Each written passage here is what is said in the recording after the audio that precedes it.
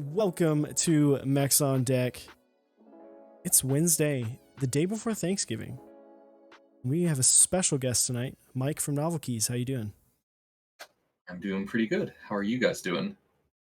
Doing well. Chewy, how are you doing? You're outside. I'm in the abyss. I'm good. It's a little cool. For those who don't know, I'm traveling. I am in I am in Oklahoma visiting the in-laws for Thanksgiving. So I took the road kit out and unfortunately, just due to spacing and everything, it unfortunately had to be outside. So my nose is going to start running. And if I do this a lot, it's because I'm putting I have a candle for some lighting, because I didn't want to bring like every little piece of thing. I didn't need to set up for everything, but I'm staying warm. It's a good thing he likes the cold. Yeah, I love the cold, so we're good. He's in his element. I think he'll be all right. So first off, before we get into it, just a quick shout out to our sponsors. Thank you to switchmod.net. You can go to switchmod.net/mechsondeck. Get 4% off lube. You can get 3203, 3204, and 205 grade 0 there. Definitely worth picking that up. Dixie Mech, last couple days to get in on GMK Terra. You can go to mechsondeck.dixiemech.com to pick that up. And then Zap Cables. Head on over to Zap Cables, get yourself a custom cable. Or if you watched my build stream last night, you saw the beautiful desk mat. A lot of people don't realize they have desk pads over there as well. So check those out. Zapcables.com. Yeah. Good people. Speaking of desk pads and a guy that brought them into the into the realm of popularity, Mike from NovelKeys, man. So probably doesn't need, if you've been in the hobby, you've most likely heard of at least NovelKeys. But before we get super far into the who you are, let's ask for first and foremost your top 4 favorite switches. Favorite switches. I do like inks. I like creams. I like Holy Pandas. I know everyone does, but I do actually. I like them. And I like Jades. Interesting. Jades, that's the wild one. I feel That's like our first clicky. No, that's not our first clicky switch. It's my first like love of a clicky switch. So there you go. Of all the clicky switches, my least favorite. Really? Right? Wow. Just offended. I'm gonna have to go. It's my wife loves them. I've got a board that she uses. She has a board that she uses almost every day with them. But pale blues, man, that's where they're at. He's about the pale blue life. You did have box navy board for a while. I did, and I like box whites too. True. Yeah, you had a box white board as well. Yep. So next up would be your top 4 key sets. Key sets, okay. Not in any order. Tarot. Metropolis. 8008. I really like I kind of like loud sets, obviously. Number 4. Serica. Ooh. There you go. Nice little mix. I would not gonna lie, I was expecting it to be 4 sets that you ran. No, I enjoy what everyone else does in the community. Yeah. Oh, absolutely. It's super fun to be a part of it.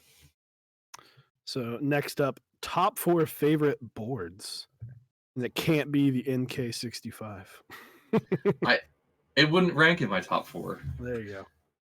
But number 2, JER Mini S7 Elephant.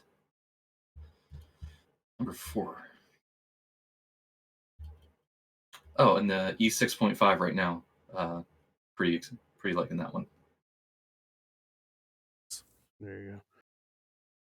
Thick boy S7, absolutely. S7. What was number one? He said so. The number 2 was number 1. Yeah, the number 2. Best play. That took me a second to catch on to that, and I was like, oh, okay. It was the last one.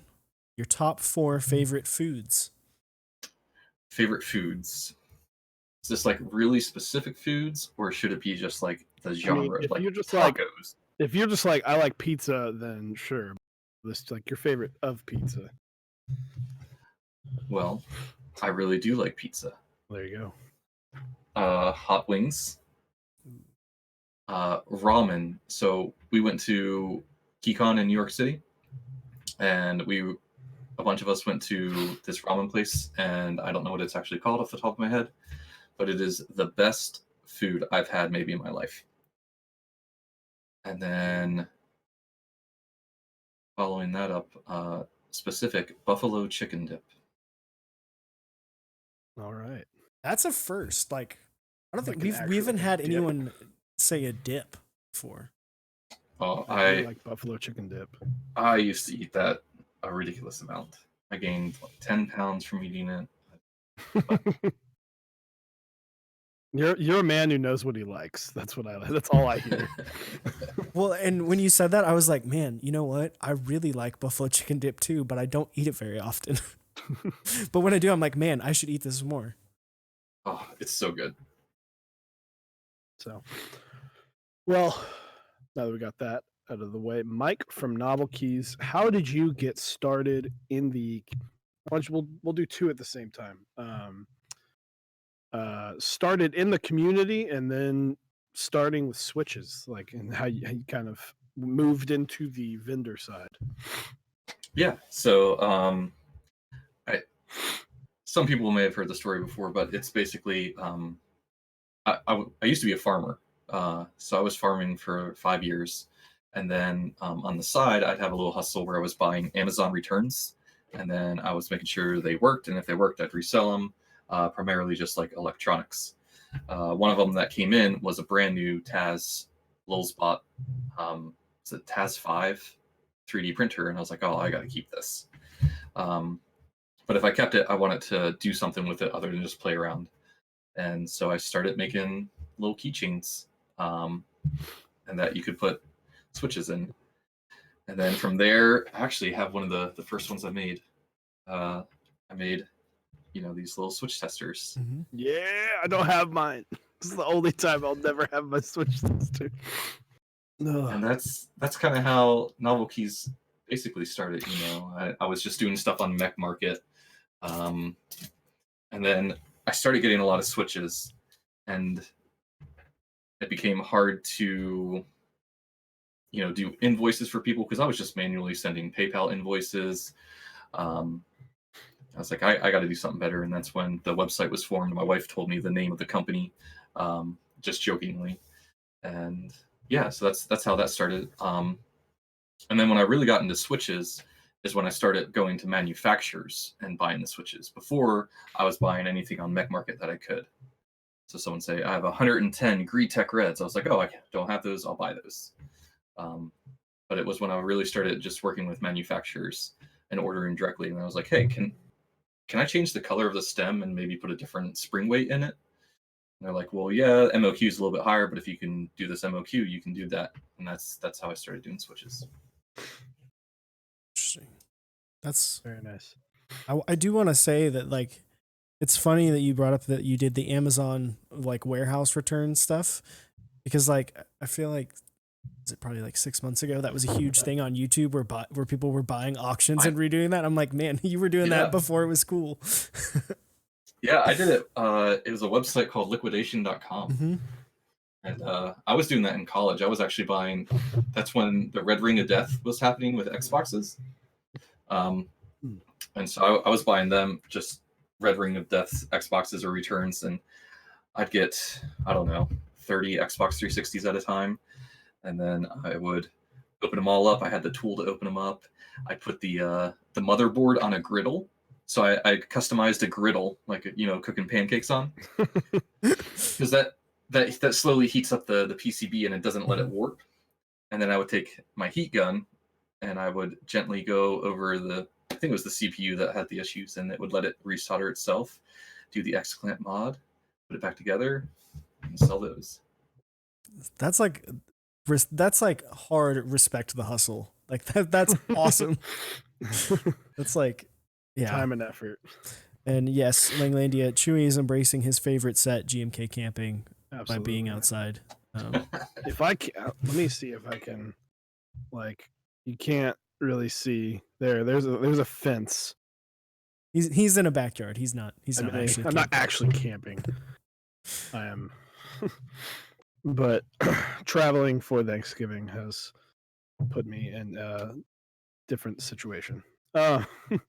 So I have been excited about this interview because I don't know if you know basically the meme on our channel about switch testers.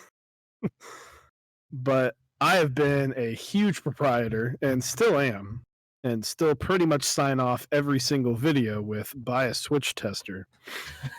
Because I think one of the biggest mistakes that I made early on was not just getting a crap ton of one-offs, and Geo will fight me, and Not Geo will sit there. Not Geo will fight me and yell at me, and we've had multiple arguments because I know you can't get a full feel for how a switch feels by just one switch, but you can get close enough. Exactly. You can weed out the bad ones immediately. So, what do you think about our new switch test? I haven't gotten a chance to get one. Oh, well, I can send you one. Okay, and I will. Trust me, you've been getting free advertising for it. I don't know if he necessarily needs it. I think everyone who watches our videos knows NovelKeys, but I know. Listen, at least one person was like, "Oh, maybe I should get a switch test." There's at least one person. We actually have. It was funny when we first started. We had a couple people that were like, "Wait, I should get a switch tester. What should I get in it?" And we like built out like switch testers for people, with like recommendations of like what you should use, and what you should try out. Because yeah, I'll rat on Chewy. So when he first got, when I actually built his first board for him, and we used Kale Pro greens, and I was like, dude, you should not use it. We should get box whites. I was like, you should get box whites. And he's like, no, I don't. He's like, I don't want to deal with the click bar. Like, I don't know how that'll feel. Let me just get the regular clicky. And then like 6 months later, he rebuilt that board with box whites, or a different board. Not even board. 6 months, dude. It was like 6 weeks. Yeah, he got box whites, and he was like, "This is so much better." You were right. So, well, here's the other side to that. I'll defend myself. You had been telling me forever that the little rubber bumpy things that you put on the caps, they're great for bottoming out. And you were like, you have to have these on there, and I was like, well, I can't do that with these, and you tell me I have to do these, so I won't do box click. Listen, if you're just gaming, those little rubber washers are great for keeping your fingers from having the switch bottom out. Well, regardless, bottom out your switches, people. But anyway, yes, that was just a big thing, and so I always talk about, get switch testers because they are, they can help weed out the bad ones. I got a Zeal one, or one with the 4 Zelios, and was immediately like, oh yeah, I hate 62. I love 78. I'm gonna go with 78. So to answer Gio's question, this was like March of 2018. Or earlier than that, actually. I think it was January of 2018. January, February. But no. So, as Chewy kind of alluded to earlier, I feel like you've been really like kind of the reason almost that desk mats have been so big in the community over the last couple of years. How did that start? Like, how did you get into that? Where did you get the idea for doing those and doing the cool designs and all that? Well, initially, I saw the Cherry Schematics desk pad, and I was like, man, I was coming out with the big Switch at the time, and I was like, it would be really cool if I had this big Switch desk pad that could go along with it. And so I pulled up the schematics, and I worked with my cousin, who he now works at NovelKeys full time. I was like, he does Photoshop, he does Illustrator, he does most of our designs for us. I was like, make me this, and so we made it, and it came in, and the desk pads weren't exactly what I wanted them to be, and so the big switch desk pad was kind of a failure in my eyes. But then Wendell and I were brainstorming, and it was like, well, why don't we have desk pads that match these keycap sets? And so Wendell went to work, and he started working on what became Godspeed, which was our first really big desk pad, and then he also did the ones for Laser. And now it's like Now it's like if you can't get a desk mat with your keycap set, people will oust you. You get roasted. Yeah, I mean, it definitely, I think it did create a little trend, and I don't think we would be doing it if Wendell didn't really push for it. So I have to give a shout out to Wendell on that, because when he came out with, well, you should see some of his original designs that he wanted to do for Godspeed. It was like these abstract shapes here and there, and it wasn't a solar system or anything. It wasn't so good. But then he was like, I came up with this, and yeah, it really caught on. Yeah, there you go. Well, Hexagon Dark will probably forever be my favorite desk mat. Oh, Zombumon did really good with Hexagon Dark. Should have a restock hopefully in a couple weeks here, but hit me up. I need like 4. Yeah, I saw that they were on that you had some desk mats on there, and I think Hexagon Dark was in there slated for the Black Friday sale, and I instantly sent it to Chewy, and he's like, oh hell yeah. So, Talisman Solutions, thank you for the 1,111 bits, and also thank you for all the bits this morning, like off stream. Definitely like 12,000 bits. Yeah, appreciate it. You're a crazy dude, man. Really appreciate the support. They are a nice price too, Vinen. Like, especially if you get on the pre-order, they were like $14. Like that's the sweet spot if you get the pre-order price. Yeah, the only thing I wish we could do better on is shipping, but I mean, shipping is shipping. It's an awkward shape. I will say what's always hilarious to me, Japanese Horror Writer, thank you for the 1,000 bits. Definitely appreciate that. What always is so funny to me is like, so I collected for a long time the little small NovelKeys boxes that like 60 or 70 switches would come in. Cause I'm like, oh, these are great. You can use them for this, that, or whatever. And they always came in pristine condition. And every single time I've had a desk mat shipped, it's like someone threw it off of a bridge and then rolled it down a mountain, and then it landed on my front doorstep. And I'm like, what happened? And everything comes in perfectly fine. Yeah, they're rough on those boxes, especially. I mean, it doesn't help that the desk pad weighs 2 pounds, so they toss it. It's like getting extra compressed. Yeah. But, and also, our boxes aren't like super thick for desk pads, but yeah, I always think it's funny. Just like, yeah, you have seen some shit, dude. Had a rough life. You've had a rough 2 weeks of life so far. But no, you kind of touched on it with switches. I know you've done quite a few switches at this point. What is that process like? Like, how do you go about figuring out what you want to do with things like the different box switches you've done, and then of course like the creams that you've done and the Nolives? What is that process like for you in terms of designing switch with Kale? Yeah, so like the earlier ones, it wasn't too much of I wouldn't say it was like a design process as much as me just thinking, you know what, they came out with these switches, but we know that people like different weights of switches, so why aren't they offering these other switches?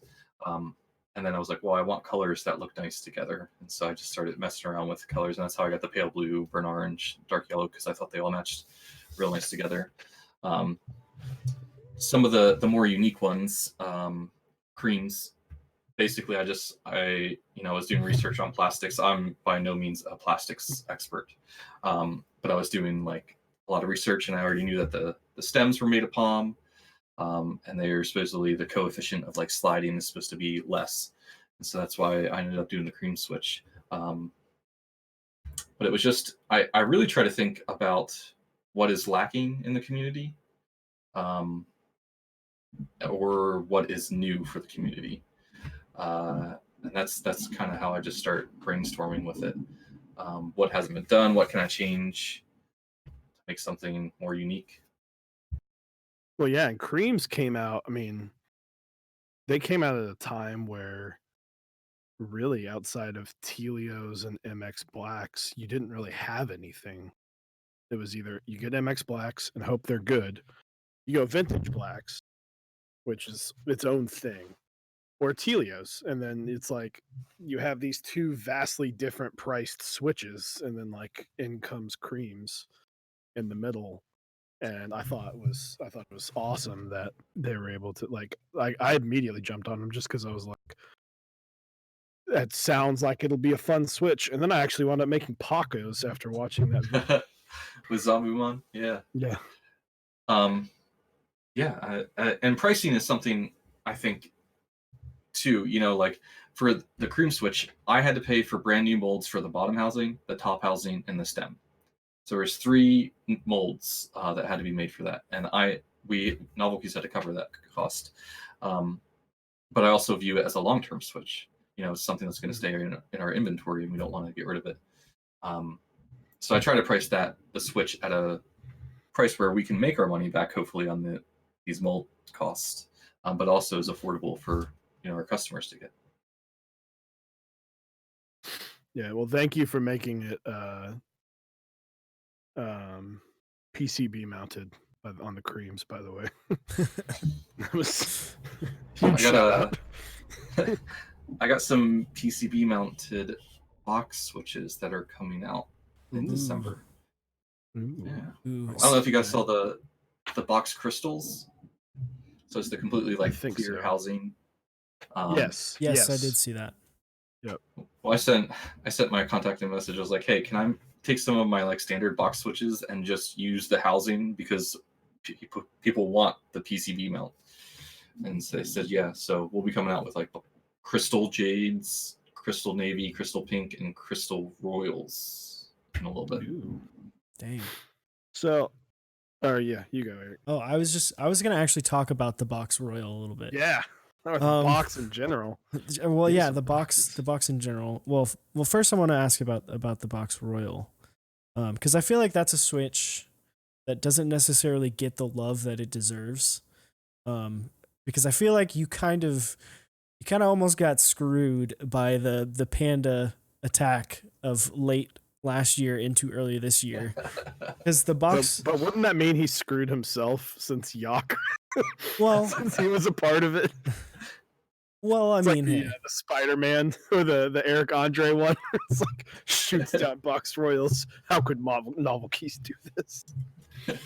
But still, the box royal for a while was probably one of the most tactile, one of the best, in my opinion, one of the best tactile switches that was out there. It was very unique for the time. Yeah, that was a fun one to do. Basically, I drew a force graph, and I sent it to Kale and I said, can we make a box switch to do this? And they said, yeah, we can probably do something like that. So it ended up being a little bit different than what my force graph was, but I liked it. It's a pretty sharp tactile bump, and it's definitely not for everyone. So I think it's a pretty polarizing switch in some respect, but I like them. Chris Thomp, the Holy Panda, was kind of taking over. At that point in time, the Holy Panda kind of exploded onto the scene, and so that and probably Zelio V1s were probably considered the best tactile switches at the time. So, and then Burnt Orange, a lot of people really did like Burnt Oranges. Yeah, I like them. I like them too. So, and then Box Royal came out, and I remember getting a bunch and really liking them. So, although I personally like the Heiko Royal True the best. Yeah, actually, so I teamed up with Input Club there, and we were like, oh, well, why don't we just combine the new leaf that I have in the Royal with yours? And so we talked back and forth, and that's where we came up with the Heiko Royals, Trues, and Clears. And I actually kind of like those more now than I like Royals. And it's funny how your tastes change in And so it was like Absolutely. clickies, then it was like tactiles, and then linears, and then this, and I'm sure it'll just keep changing. I mean, yeah, my first gaming board that I ever built, like when I built his board, Chewy's first board, I built one with Kale Speed Silvers, and now I probably wouldn't touch that Switch with like a 10-foot pole. 'Cause I'm like, that is definitely not what I'm into. So, but yeah, your tastes definitely change over time, and I think that's it's awesome how much you keep in stock. Like just like the amount of Switches, the amount of um, different things you're able to get from your site. Everything from Gretex all the way up to Trash Pandas, the thick click Switches. It's like it's insane. How do you keep all that inventory? Well, that's like, so before I was working, initially I was working here. This was my first workspace, and then we have an apartment above my garage, and that's about 300 square feet, 300 to maybe 400 square feet. It's not a lot. And I brought on my business partner, and then we just ran out of room. I mean, every day we're literally climbing over boxes to get stuff that we needed. We had lots of shelves and things were stacked to the ceiling. So we just started looking for office space, and I found a pretty good deal for a 2,000 square foot place, and we moved there. And we're like, man, this is gonna last us forever. Nope. 3 months later, it's like crap. So we're pretty much at capacity in our office now. It's just so many shelves and so many boxes of Switches and desk Olivia's pads. not going to help that either. No. That stuff, semi-terrifies me. We have an area where we can put like a lot of boxes in case like an order comes in. So when Metropolis came in, we just had a spot for Metropolis to go until we loaded it up and packed it out. But yeah, it wasn't easy to keep that stuff in stock and have room for it either. Well, just maintaining inventory levels too, of like just knowing what you have on the site and what you actually have on hand, I'm sure is a logistical nightmare. Yeah, it can be, because even though if I order like 4,000 Switches from a company, it'll come in these bins that are supposed to be 1,000 each. And did I grab a handful out of there for Switch testers? Because I don't have a very good inventory system for Switch testers, because we have so many different. I have over, I think, 100 Switches for Switch testers now, and we don't sell those Switches in bulk. But anyways, it is a little bit of a nightmare sometimes. It's crazy. Which by a Switch tester, by the way. I just am impressed how you're able to. So every time I get them, it's kind of a running game now, where I'm like, I wonder if Mike counted them all out perfectly this time. And you've only messed up once, and you gave me 2 extra. We always try to give more. 1 extra, when we're doing it, just in case, the scale messed up, or what if one of your Switches came and it was broken? I want someone to try to have that extra. So that's what we try to do. It's like when you go order chicken nuggets and they just throw that extra one in there. Like, it happened to me the other day at McDonald's. Made my day. The Lord's work. There you go. So, Kinnick asks, will inks be restocked for Black Friday? They will not. Everything that we have in stock is what we have in stock. And Black Friday is going to kind of destroy our inventory system for a little bit. So bear with us as we restock after Black Friday. I feel like Black Friday is like a blessing and a curse. You sell a bunch more, but it makes the next week terrible. It's like, oh, cool, we just got some time off for a holiday. Now let's hate our lives for the next week. Yeah, Monday is going to be awful. Get creams, by the way, people. Creams are on sale. There, just as a heads up, there is not a lot of creams left in stock. So I tried my hardest to order in advance. So we were planning Black Friday 2 months ago, and so we ordered a bunch of stuff to make sure we had an inventory. Inks are something that just happened to sell out before. Black ink sold out before the Black Friday sale happened. But yeah, I did my best. Axot asks, when stuff goes out of stock, is this an issue of not anticipating demand, capital constraint or supply issues. Certain hot items get out of stock, and it seems that we have to wait a month. All of the above. Like if someone happens to make a post on Reddit and it jumps up to the top post and it's something that we sell, that greatly will make a sale have a spike. Like ordering from our ordering from our suppliers, like I try to order as much as I can and within reason, because I don't want to be stuck with 10 boxes that I can't unpack into our shelves because we don't have enough room. And then there's other issues where, like, desk pads, they always take forever to come in because I have to ship them by sea. So shipping can take anywhere from 20 days to 45 days, and then you have to deal with customs, which can take, usually it's like 2 days to go through customs, but sometimes we had one sit in customs for 30 days. So it's just everything that can happen. Yeah, and I can assume, especially with like the kind of explosion the community has had over this past year, I'm sure that it just seems like you never have enough of anything. Like you're always just running out of stuff. Yeah, that's good though. I mean, that's literally supply and demand. And I mean, case in point with the inks went out.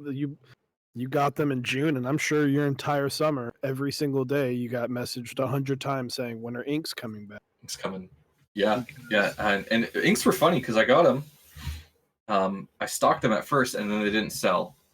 And then someone did a review. It may have been Teja, but someone did a review, and then it was like instantly gone. And then anytime I did a restock, and I did big restocks for inks. I didn't, after that first rush that we had, I bought a big order of them, and we sold that big order in a day, and I was like, crap. So I did an even bigger order, and it came in, and that lasted 2 days. And then I had a big order, and it lasted a decent bit.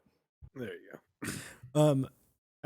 I like this question here that's in chat. But I'm gonna rephrase it slightly. What is a switch that doesn't necessarily sell as great that you love, that you really, really like? It's a good one. I think for the most part, the popular ones are for reason the good ones. Mm-hmm. I don't have a good answer for that. I'm sorry. Oh, you're good. That's why I was like, man, I'm trying to think of like what would not be as popular that I would like, and maybe it's like the pale blues or something. I feel like you could say one of the clicky switches, but Jades and navies sell really well. Pinks sell pretty good. As a linear switch, I think the Kale Blacks are a fine linear switch if you lube them, and they're cheap. But I don't have a. I will say actually, because now I don't know, I'd have to try them, but I haven't had a Halo or a Heiko Royal True in a while. I still love Novelias, and I bought so many Novelias, and I'm glad that I did. I thought they were going to be a good flip switch, so I bought a bunch extra, and then the box issue happened. But I'm still glad I got a bunch because Novelias are. I mean, you can make Novelias. They just won't be pink. Exactly. But I think that's one of the best switches that you alone have ever. Well, okay, creams probably. Never mind. I was about to say creams, dude. Oh man, tactile switch you've ever made with that, but creams are solid. I have 100-gram springs in mine because I like heavy springs. Dang. And I love them. They're super smooth and they're creamy. Are you a heavier spring guy? I know you were basically like one of the first people to really get heavier spring switches really out to the market, like in terms of the different heavy variants of the Kale switches. I'm not too heavy, but I would think like 65, 70 gram spring is where I like to be at bottom out. anything like above like navies, box navies, I like them, but it makes my hands tired after typing for a little bit. But on the flip side, going too light, like even like red ink switches, they're too light, and I can't properly type because they're too light. It messes with me. Is it true tactile creams are coming? Yeah. Dot dot dot. Ooh.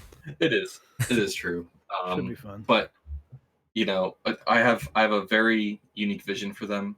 It's gonna be like it's gonna be like a switch that hasn't been done before in a couple regards. But you know, timeline wise, I would estimate we're probably January or February before I really get them tuned down. I'm supposed to be getting my first samples, but they sent me a force graph of it, and it wasn't what I sent them. So we're gonna have to work on it.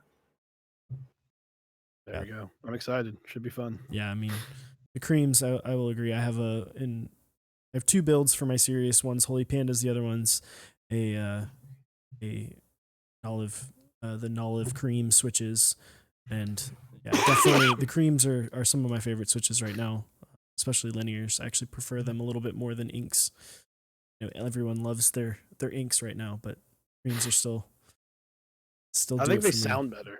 I'm a big fan of sounding switches, and so that's why I will always take creams over inks any day because they just sound so much better.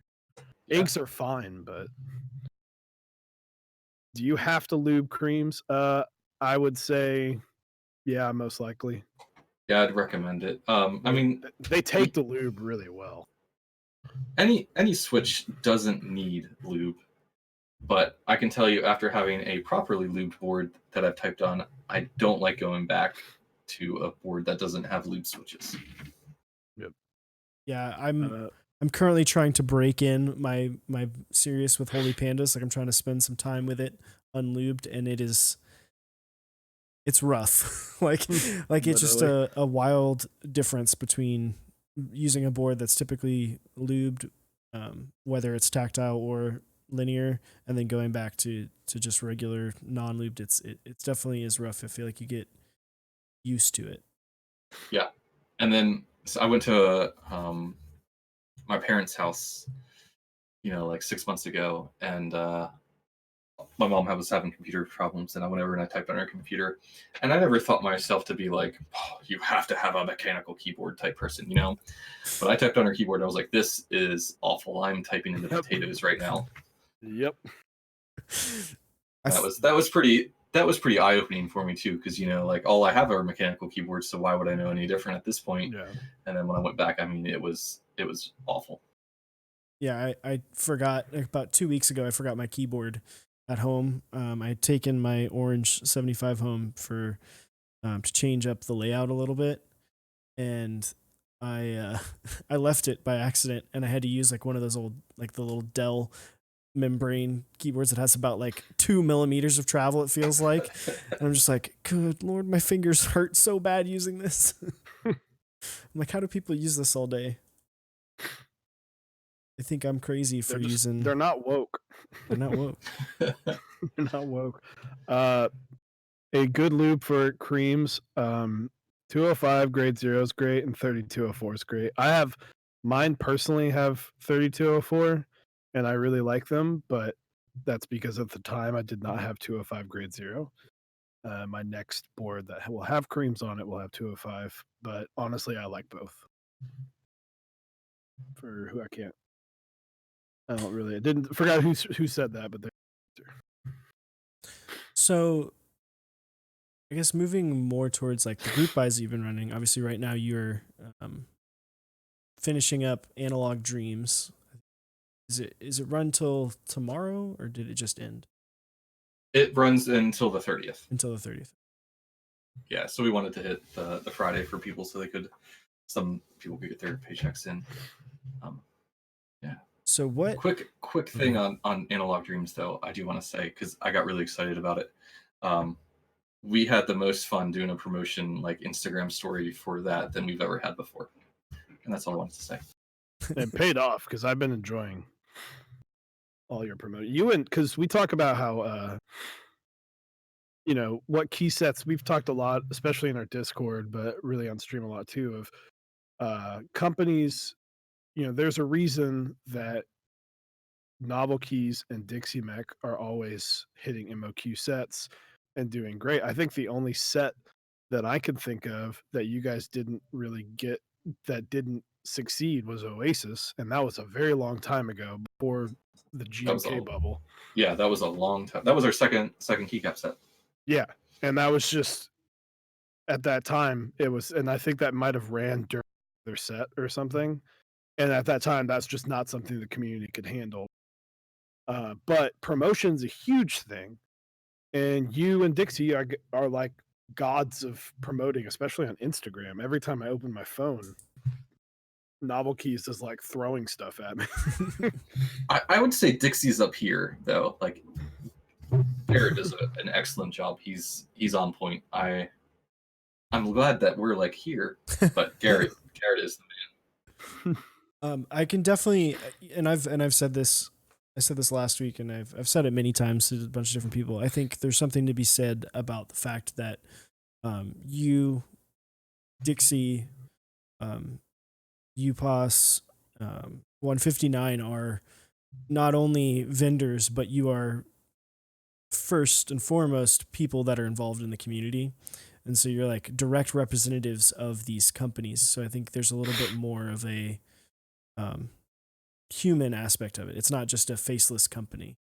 Like they see you, they see Garrett, they see 159, see all these people who are involved and who are passionate about the community in other ways, rather than just running their company. And I think that does a lot for the market as well. I agree with that. But Chewy brought it up, and I actually had a question about that. So with obviously Oasis did not do well, and you said that was your second key set that you'd ever run. At that point, was there any doubt or consideration of maybe getting out of running key sets? And first and foremost, what made you want to get into running key sets instead of just sticking with switches? Yeah. So Oasis was like, Olivia barely hit MOQ. Mm-hmm. At the end with extras, we ended up doing, I think it was 333 kits, you know, out of 250 is what we needed. I was like, oh, well, that was all right. You know, like we did it, we hit MOQ. And then we went to we got approached to do Oasis, and I was like, okay, you know, if we hit MOQ there, we should be able to hit MOQ here. And then we didn't, and it was like, oh, that sucks. And so yeah, for a second there, Corey, my business partner, and I were talking, and it's like, well, should we even do keycap sets? Is this something that we need to do? And we just thought we needed to because the community was doing it, and we had to stay involved. And there's also keycap sets that we want to see run, and so why not run with us? But yeah, to get us into it, it was definitely just Olivia. You know, like she started posting stuff. I was like, man, that would be a really fun first set for us to do. It's a clean looking set. It's got pink. Let's do it. And I sent her a message, and she was definitely on board for it. So that's how we got into it. But yeah, it was a little bit of a punch to the gut with Oasis failing. What did we do after that? Do you guys know what we did after that? My memory is. Can't remember. I was going to ask. That was my next question. I can't remember. It was like it feels like so much longer ago than it was. With how many, I think, just with how many key sets have run this year, it's hard to think. Like I was talking, I can't remember who it was with, and someone was like, "Yeah, Olivia ran like 2 years ago." I'm like, "No, dude, it was like Olivia was shipping right now last year." Yeah. Shoot, what did we do? Chad, help us out. Also, Janky Render. You know, SA Violet on Cream. Okay. We did. That was October. I'm just looking through my list. I don't know what else we did. I do know that the next set that did insanely well for us. Oh, we did. It was DSA Milkshake. Okay. Yeah. with beep, and that did really well. And that in itself was a little bit scary because Corey and I were just thinking, like, goodness, okay, this has what 14 kits, and when it comes to us, we're gonna have to, package every single one. With GMK, you just throw it in the box, you throw paper on it, make sure it doesn't get damaged, seal it up. With these kits that have like these keycap sets that have 14 kits, just like, okay, grab here, grab here, grab here, and you take a process that's, a minute long, and you then make it about 3 to 5 minutes long to package. So Well, especially at a time like, obviously now GMK sets are going crazy. GMK sets, like you had mentioned, Olivia really barely hit. It did just over 300, and DSA is nowhere near the popularity. Like, I'm sure it was. And you're just like, oh my gosh, how are we gonna do all this? but then we did the next big one we did was Bento, and that did very well. That was the first. Now I could be wrong on this. So if I remember correctly, that was the first non-mass drop GMK keycap set to hit 1,000 base hits, I think. So that was a pretty big deal. I think that's right. I don't think Dixie really did much before that. So yeah, I think if he did, it was 9009 round 2. But I think that hit. I don't think that hit 1,000. I thought that was over 500 kits is what that did. Yeah. It wasn't near 1,000 because, well, I mean, it definitely wasn't 1,000. That was right at the beginning of the bubble. Like Bento, that started the bubble. Yeah, because that was right when Nathan Kim exploded and the community really started growing, and the Rama stuff started shipping in round 2 of Rama stuff, and it was just a good time to get in the community at the beginning of 2019. Yeah, I mean, it was really intense. And as a vendor, what are your thoughts on the amount of keycap sets we're running right now? Like, with how many there are? I personally know the guys from Kono, and I like them, and so I don't want to say anything, but I think it's too many. I mean, that's a crazy number. I've run 2 sets at a time. I did Vaporwave and Dots at the same time, but those were both kind of respectfully hyped out, and we didn't have any problems at NMQ. What is the number of GMKs? Is it 14, 12? Yeah, it's like 14 or 14 or 15. Well, I think it's less if you take out the HSA sets and like cat and stuff. But I think in total it's like 15 or 16 if you include all the other profiles. Kono's doing like 5 alone. Yeah, I mean it's really hurting to have that many running. I mean every set is not doing as well as it would do if we didn't have so many going. I mean, even I don't know if you guys just saw this. I just heard this on Discord that Sparta was canceled. No, GMK Sparta was canceled. Yeah, I like Sparta too. Yeah, and I like that set. I thought that set would have done well. So yeah, it's too many. And it's hard. We'll make it a campaign.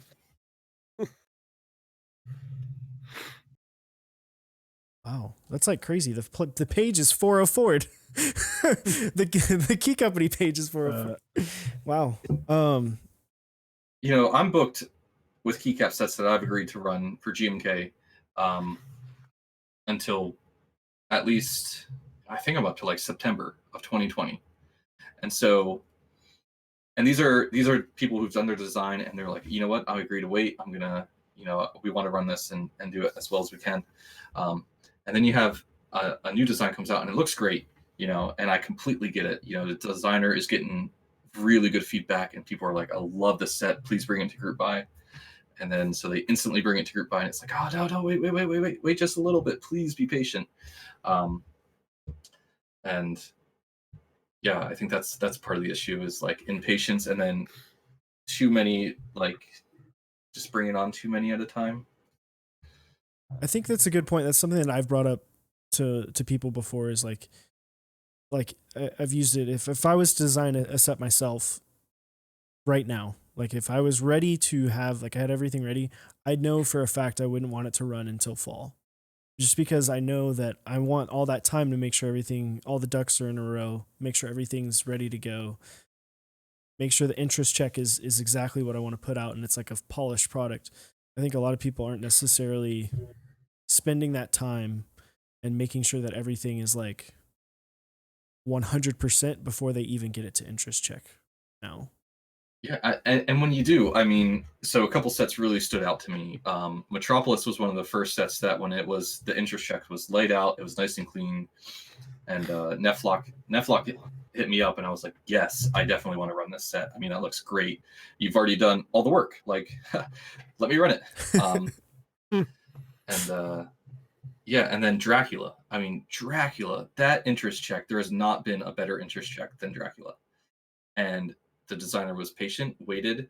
They launched with Dixie. They had good promotion.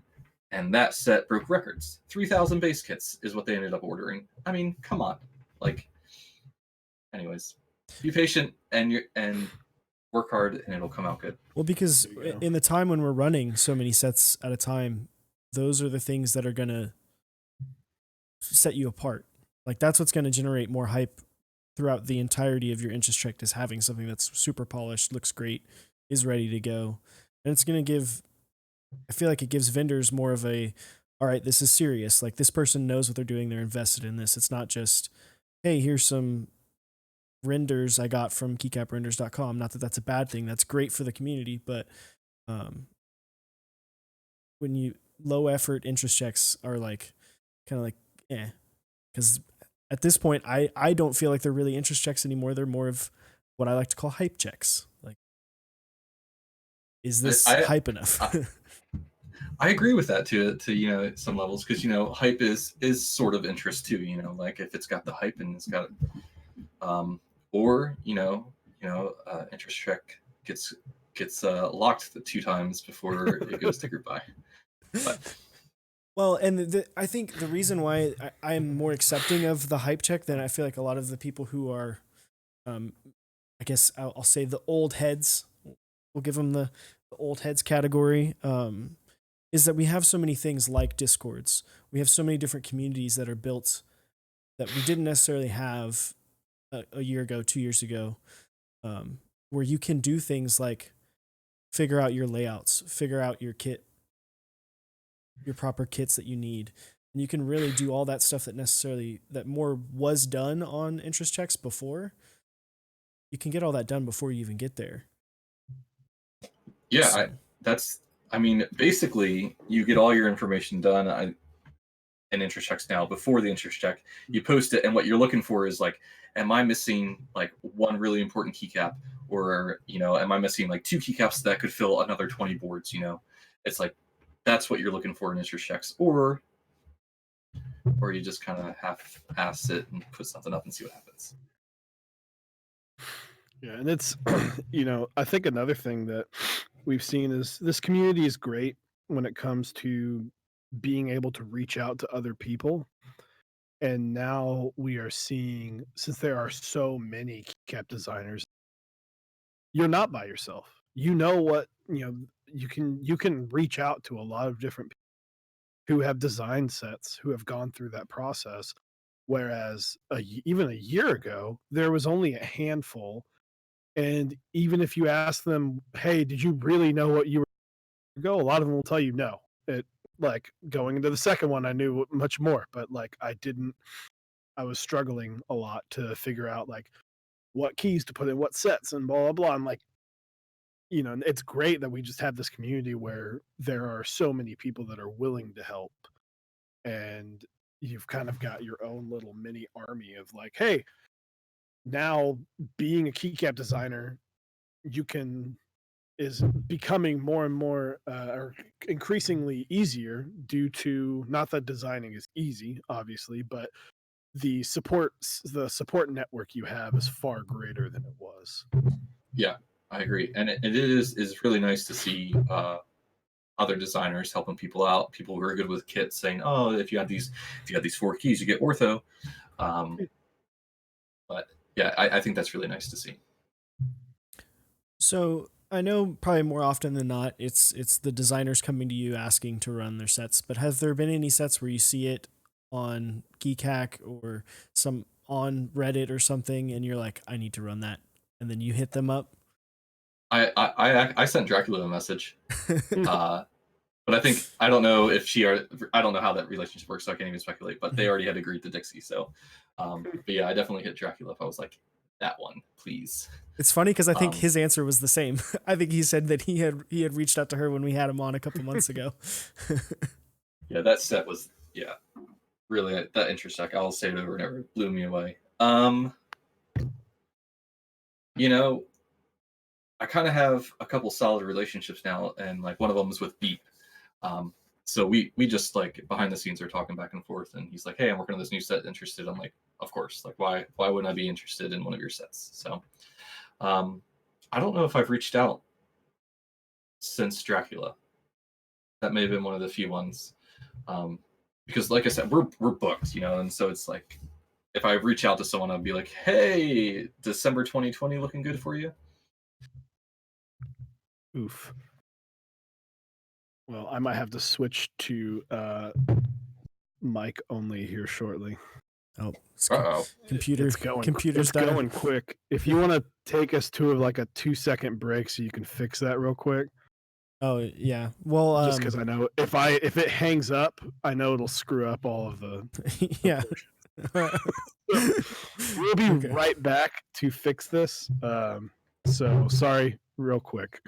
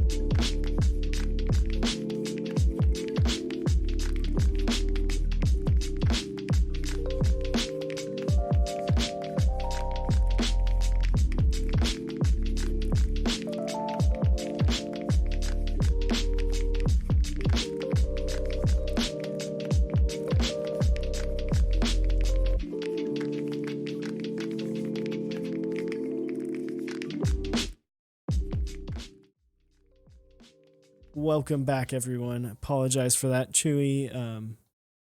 Unfortunately, his laptop was dying a lot quicker than he had assumed it would. So now he is just his Chewy avatar, and he is just hanging out, man. I can go for a walk right now if I want. Sorry for the audio quality, but you got to do what you got to do to keep the stream going. It's all about the commitment. But no, I kind of wanted to almost segue into something that you've done this past year that was a little bit different and was the first time you've done it. And I'm assuming that you'll probably venture further into this, and that is the NK65. What made you want to get into the boards, and what made you want to do a 65%? Because I know Chewy is not a fan of 65s. 65s are my one of my favorite. I like TKL 65s. I like full size, but I think they look bad. Like I like having the numpad. Who doesn't like having a numpad? But I think they look bad. But that was another thing. Like I thought there was a need in the community to have a high quality cheap board, if that makes sense. So like, yeah, I wanted it to be metal. I also wanted it to be easy for any newcomers to come. So the two things that I really wanted, I wanted hot swap, and then I wanted it VIA compatible. So yeah, I reached out to one of my manufacturers that I have a pretty good relationship with, and it's like, here's what I want to do. And I don't have any CAD skills. And so I pulled out a ruler and I traced lines on a piece of paper, and I took a picture, and I was like, that's the side profile I'd like to have. And then like, this is the front. And I sent him all that info, and I told him what type of like how I wanted it to look, and no screws if possible. And so they worked on some stuff, and that's how we came up with the design. And then Yankar is the one who designed the PCB for me, and he's been great to work with. And we actually, all the PCBs for the NK65 arrived the other day, so we have them all in stock, just waiting for the cases to come. Nice. But yeah, I just wanted a good, cheap keyboard, one that you wouldn't be like, oh man, I scratched it. Be like, oh, okay, I scratched it, whatever. Like this is my daily driver. This is my Honda Civic of keyboards. Yeah. Well, we talk about how it's important if you we want people to get whatever board they want, but if you're someone who likes to test a crap ton of switches, like we always talk about tester boards, and a board that's great to be like, oh, I want to try 90 different switches and different spring weights, and just like that's, to me, that's another board that's like, yep, and if you need arrow keys, boom, there you go. Yeah, and I'm really pleased with how the NK65 sounds. On our YouTube video, we have a typing test. Not the best quality, but it was done with stock switches and slightly lubed stabilizers. So I mean, I think it's a pretty good sounding board for the price. And one thing about it is, I wanted to ask, why did you do such a restrictive plate? Like this is the layout and that's it. Why no support for? Two things. One, hot swap kind of like limits you to begin with. You can do a couple things with hot swap, but it's really limiting because of those sockets that are on the bottom of the PCB.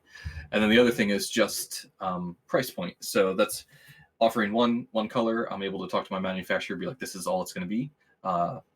One plate, this is all it's going to be. It's easier for the manufacturer to be like, well, then we can offer this price. There's no variable. Absolutely. Plus, fixed plates just better. Yeah, fixed plates are better. I agree. That's can't go wrong. So, but sorry if that was loud. And I apologize. I was sitting here standing, and I was like, I can't read chat. If I go out, then I'm gonna leave the call. So I'm just kind of sitting here staring at the ground. I will say one thing that I do appreciate is with the hot swap, it being the south-facing LEDs and not north-facing LEDs. Thank you for that.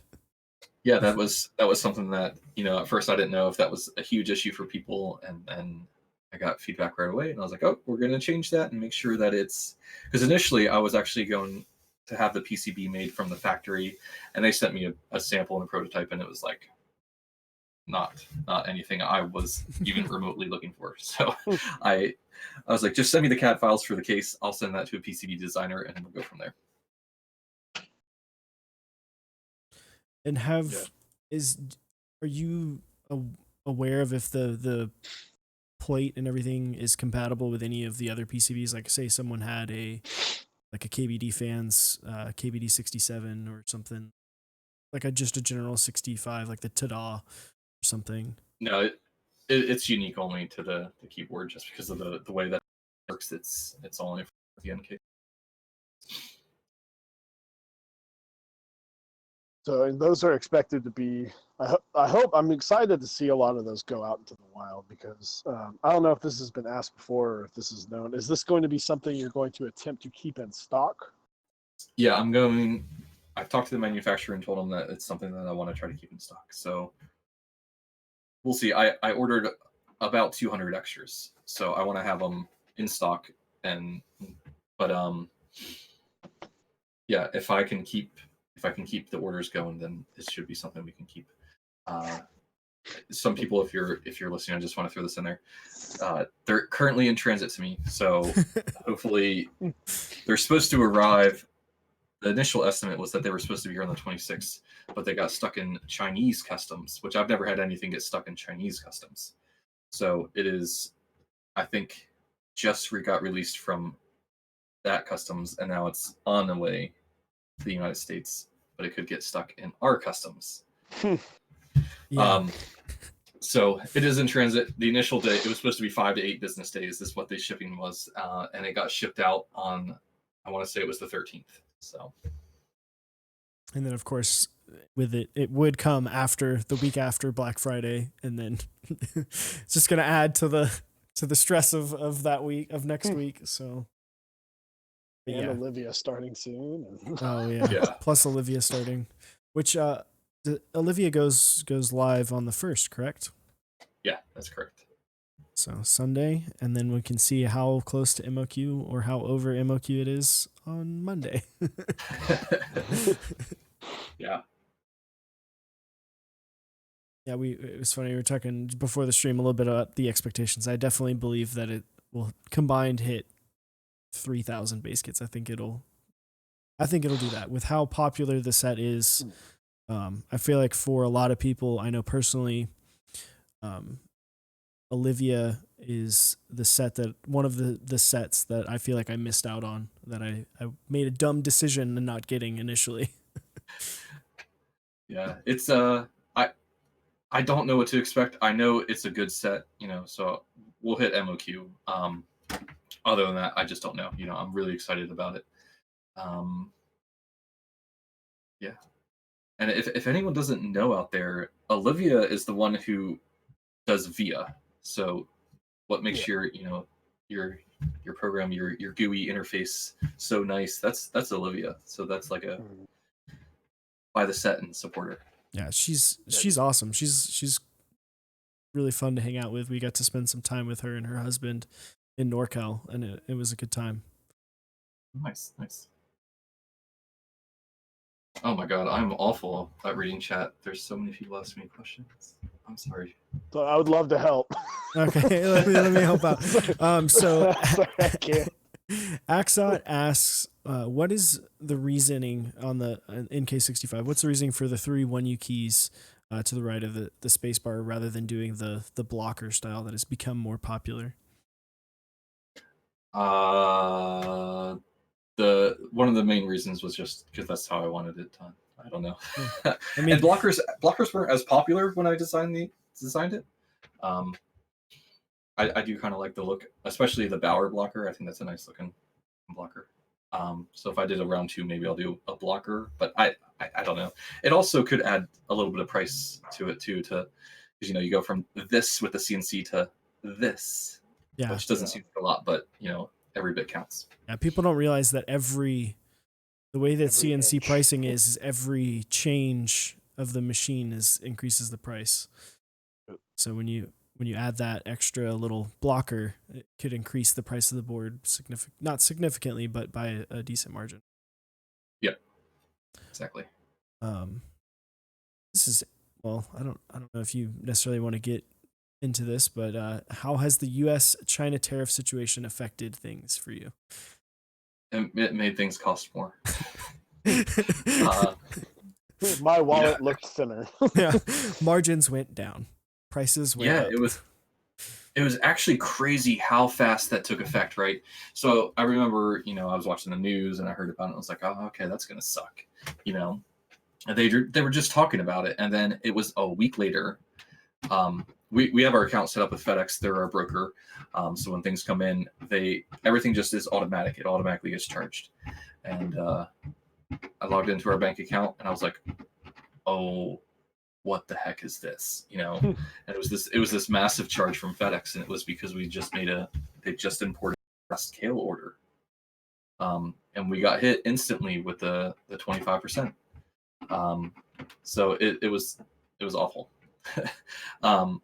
But there's you roll with it, and it is what it is. Hopefully things will get better, but if it doesn't, we're able to still make things work.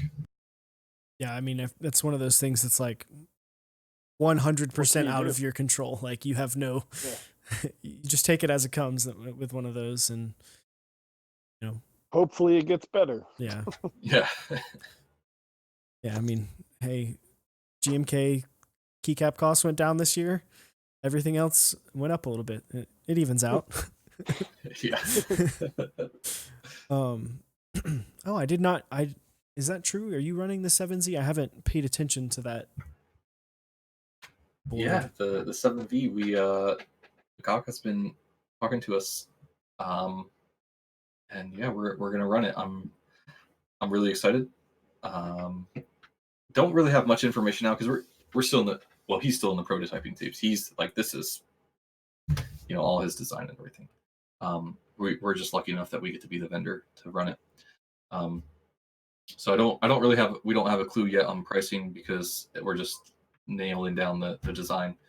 And once we get that figured out, we'll work on pricing and everything else from there. That's exciting.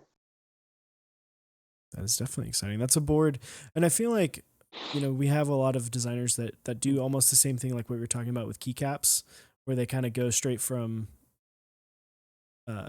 interest check to try to go right into group buy. And that's one that 7V interest check has been out for a while, and it's awesome. Yeah. I think it's awesome to see someone spending so much time making sure that it's perfect before they go to buy. Yeah, and the amount of renders that he did for people. I just remember scrolling through it and people were like, I really want this keycap set. And then it was there. It was like that is effort, because renders aren't something that you just do this.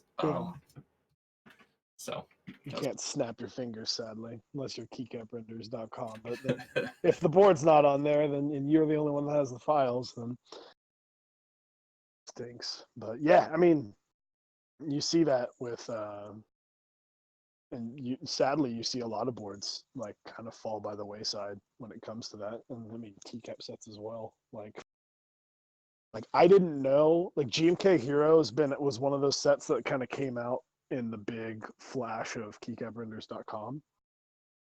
And that's a set that they were like, yep, and I'm pretty much done. And then I didn't even know it went to group buy.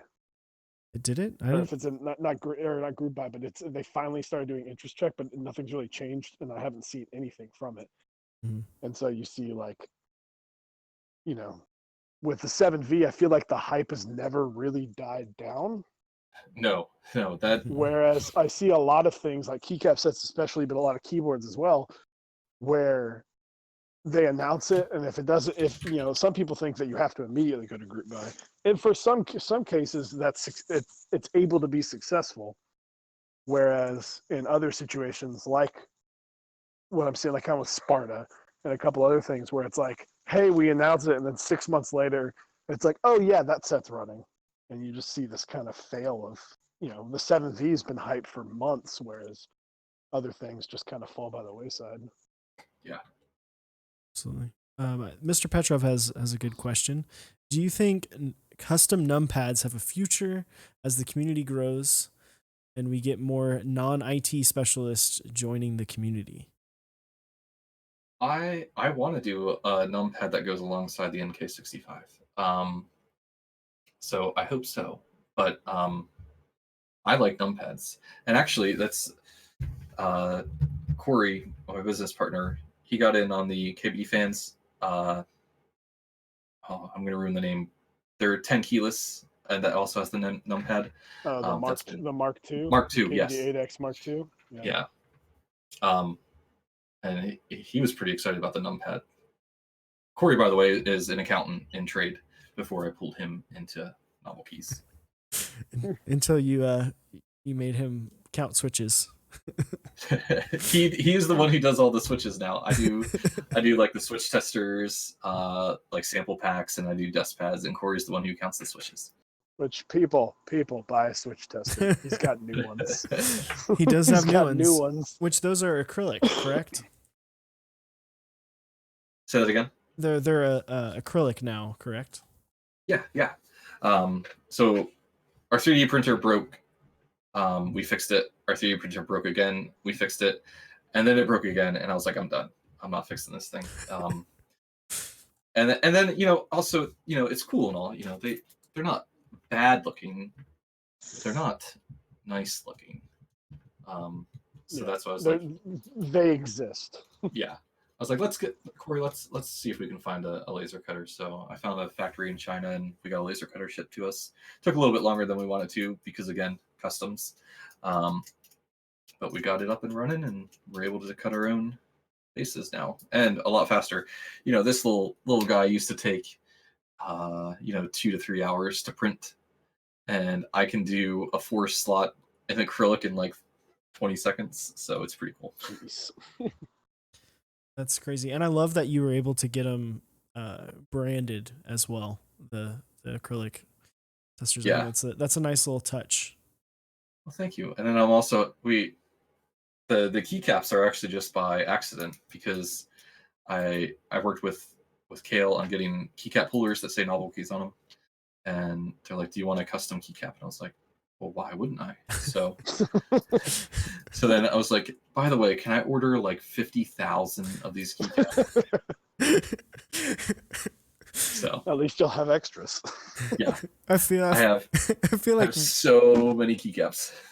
I feel like the people from Kale were probably like, what does this crazy American dude want all these keycaps for? They do think I'm a little bit crazy.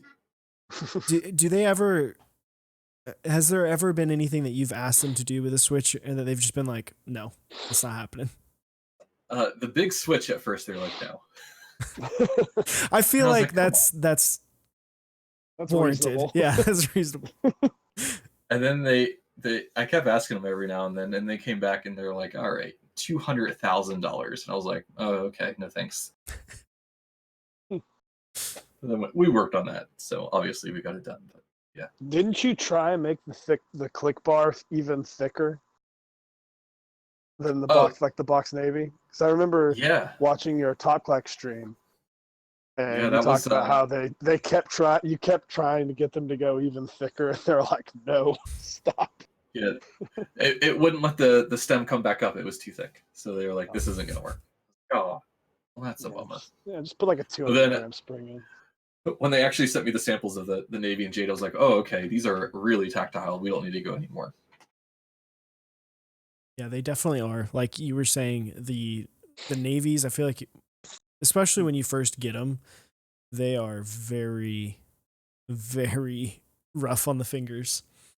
Yeah, navies are the only Switch that I've ever been like, this is what finger fatigue. I've gamed on 100-gram creams. I've gamed on 100-gram Telios. I've gamed on Heiko Royal Trues. Box navies were the only one where I was like, oh my god, my hand hurts. Yeah, I have it in an M65A, and I was like, that board now just sits on the shelf. I was like, I can't pick on this anymore. Is that your purple M65A?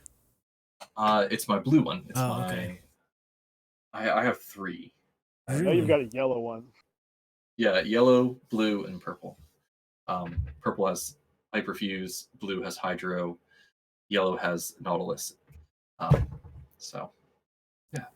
I remember being very, very jealous when I first saw your purple M65A. It came out so good. Yeah, it did. So good.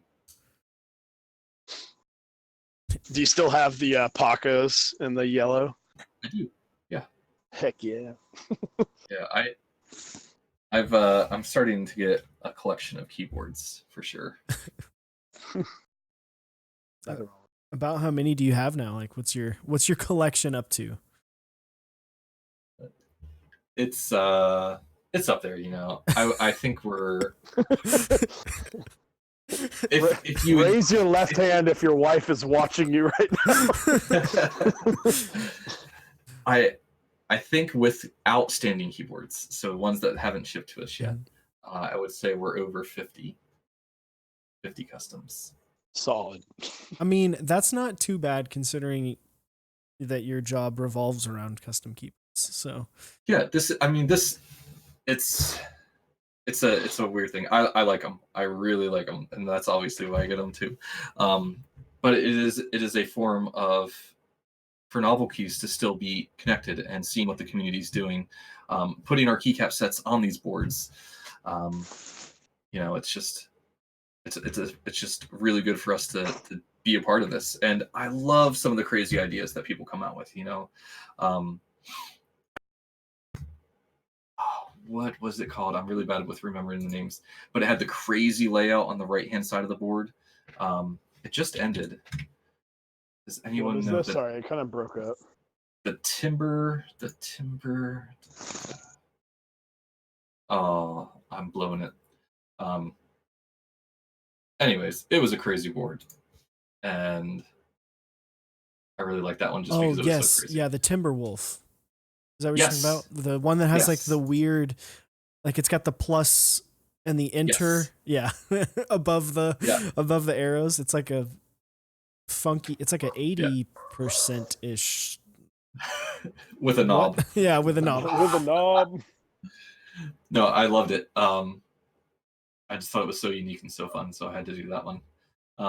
But yeah, I like it.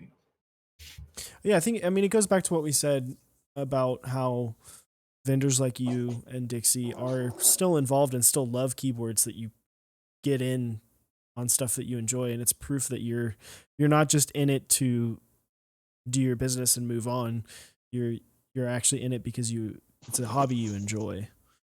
Yeah, the passion is still there for the community, which is great to see.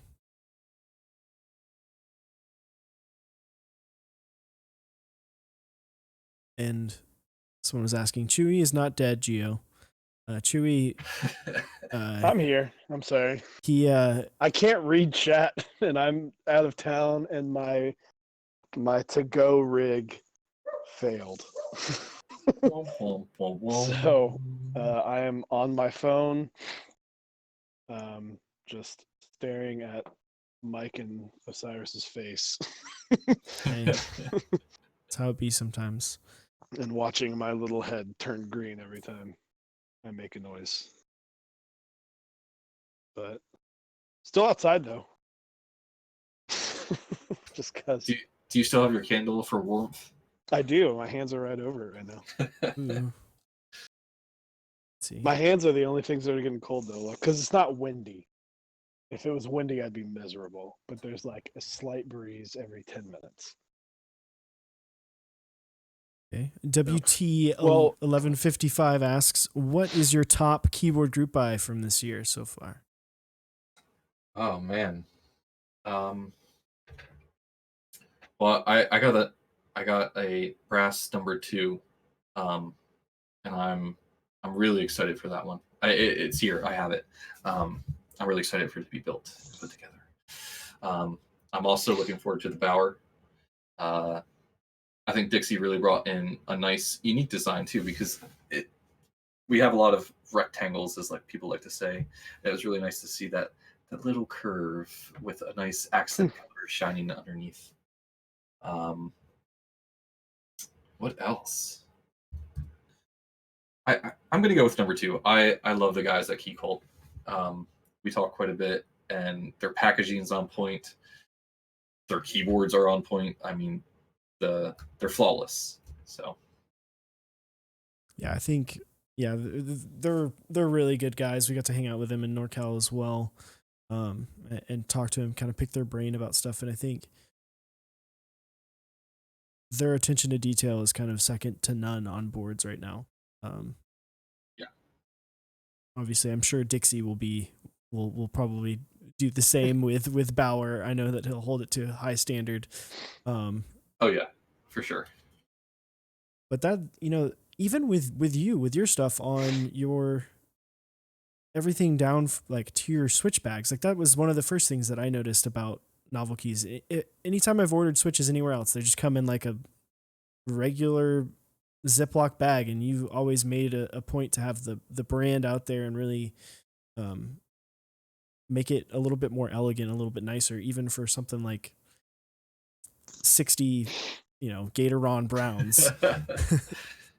Yeah, I mean, everyone likes opening packages, so why not make that just a little bit nicer for someone to open?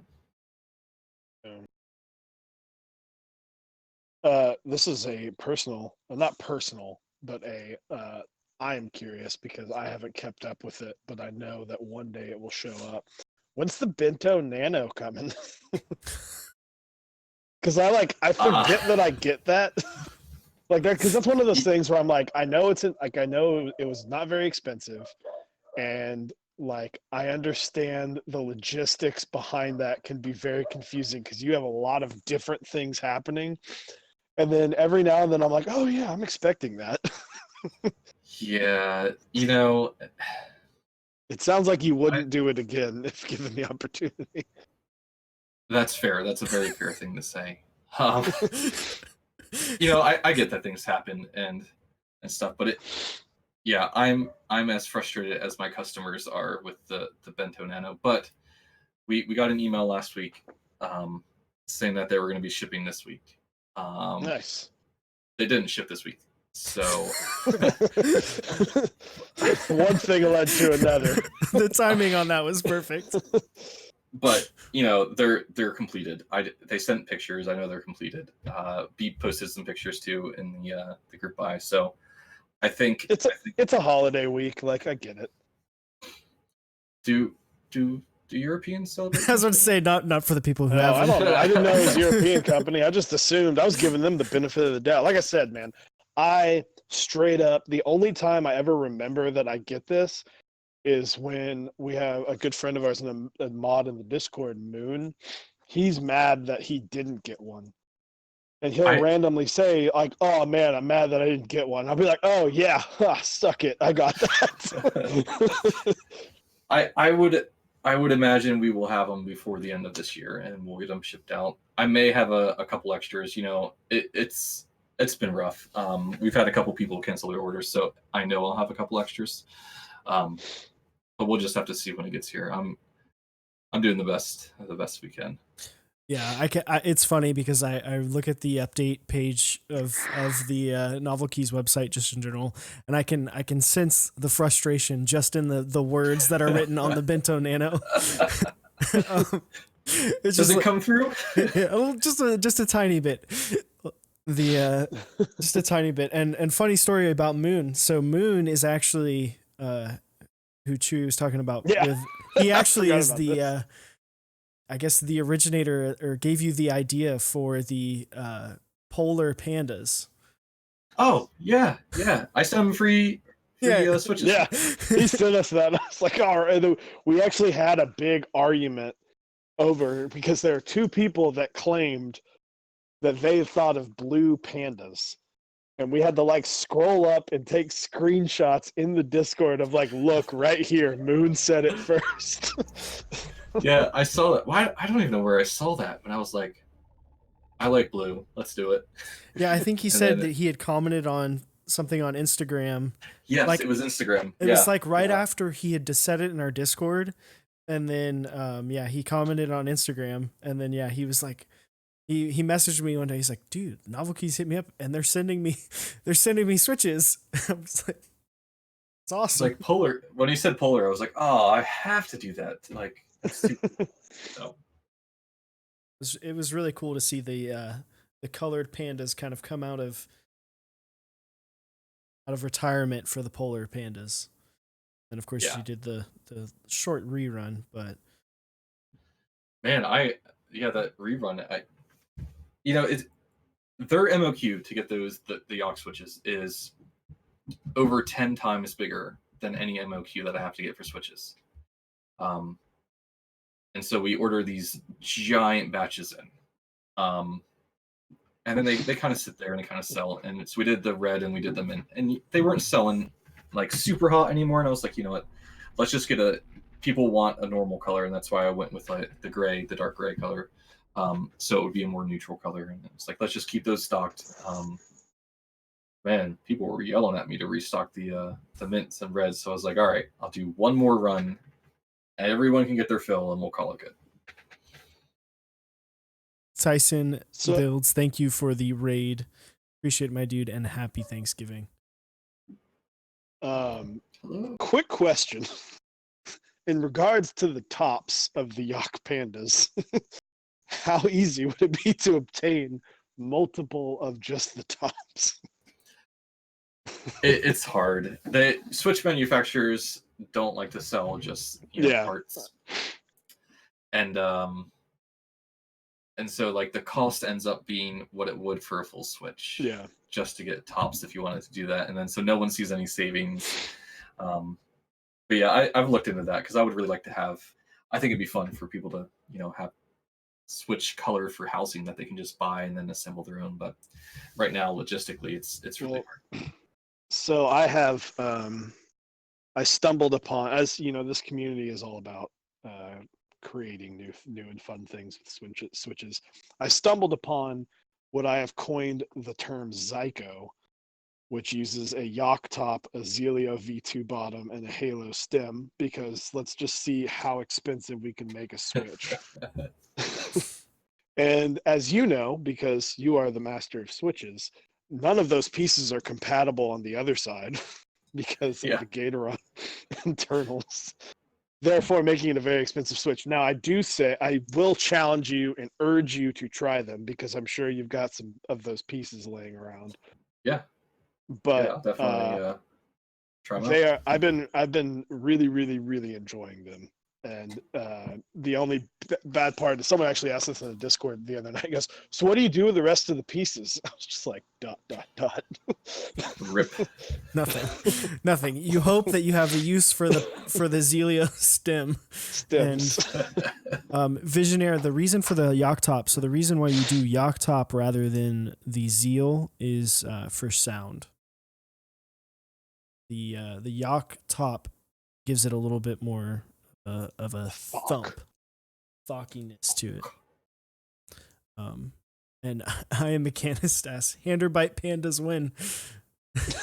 Pretty much. I mean, that's, if you go check out, I think it's on our Instagram. It's a red Yock top. The reason it's Psychos, for those who don't know, Zelio, Z, YK for Yock, and O for Halo. So, but they're red with the true stems, the pink stems from Halos, and so it just looks so god awful ugly. It doesn't match anything, and I'm like, I kind of love it this way.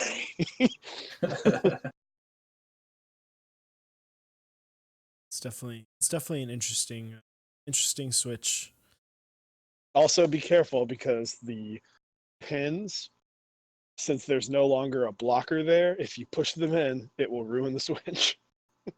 Oh yeah. They can just go up. Yep. Yeah, the Leaf, you can very easily turn it into a attack or into a linear switch. Linear. Basically, buy more Zelios than anything else. Just buy like 20 extra Zelios. But no, chat, if you have any other questions for Mike or for us, and we're gonna kind of segue into our last couple questions here in just a second. I can stop burning my hand on this candle. Interesting. Is it scented? It is. It's a Yankee candle, and it's clear Mountain Lake.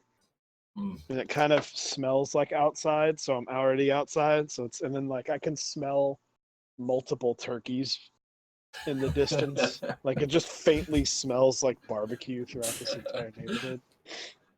'Twas the night before Thanksgiving.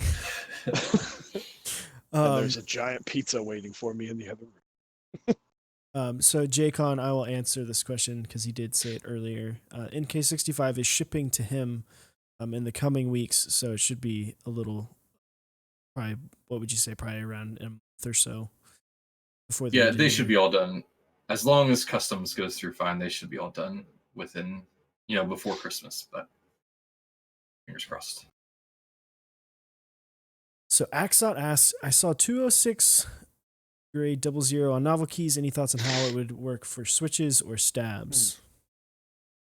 I am not a lubricant expert, so I don't like to like make claims. But I did have someone lube some of my TTC red switches with the 206. And they feel really good. It's a little bit thicker, so you got to be careful with it. But it also, because it's a grade 00, the viscosity of it, I think it's viscosity. Mm-hmm. Yeah, I don't want to say the wrong thing. It's a little bit more runny than what you'd be used to in grade 0. So, all things to keep in mind. I'd use a grade 0 for stabs, though. Yeah, you kind of want it to be a little bit thicker.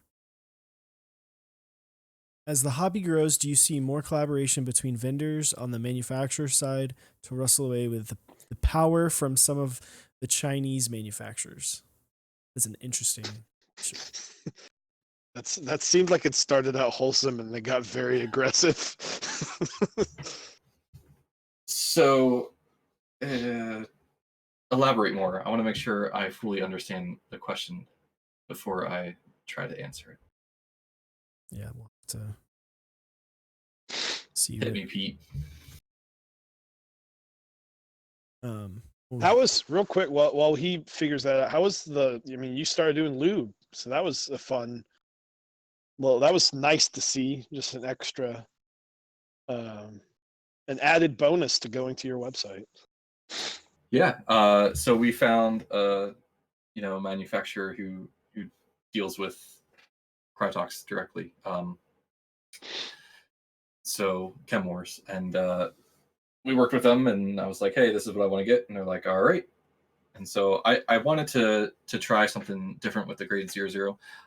I'm still having issues trying to keep 205 in stock. I just got a new batch in today. So it'll take me a little bit to fill up the vials, but expect a restock of the 205 in just a little bit.